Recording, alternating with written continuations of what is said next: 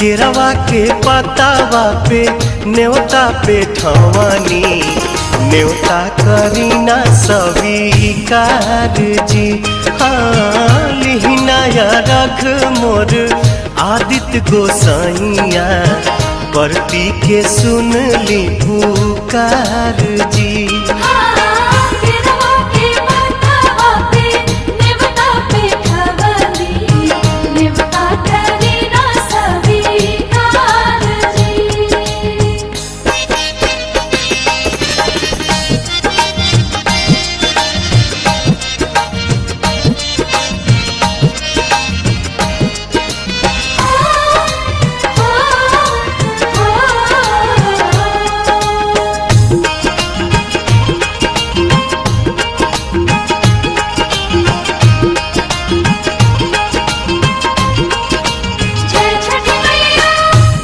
हम अरघ दुनो बेरा आदित्य तोहे सझिया फजीरे।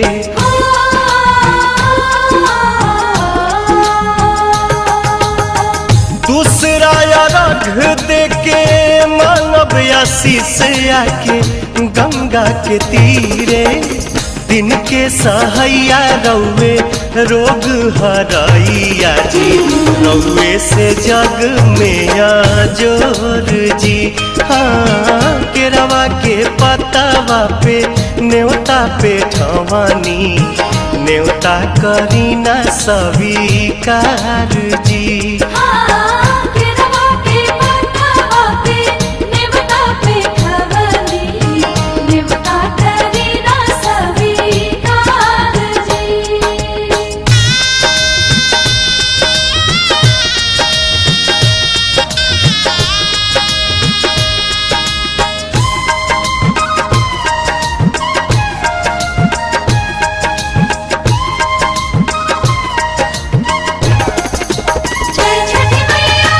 नजरी के कोर से करिले अजोर जग रौवे से जागेला।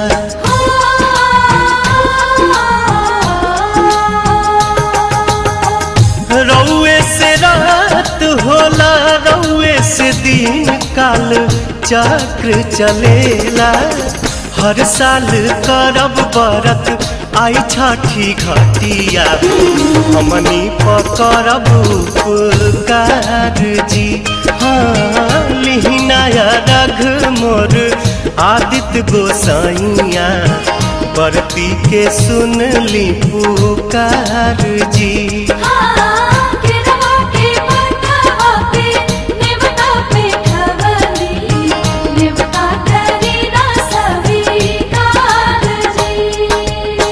केरवा के पतावा पे न्योता पे ठवानी न्योता करीना स्वीकार जी। हाँ लिहिनाया रघ मोर आदित्य गोसाइया परती के सुन ली पुकार जी।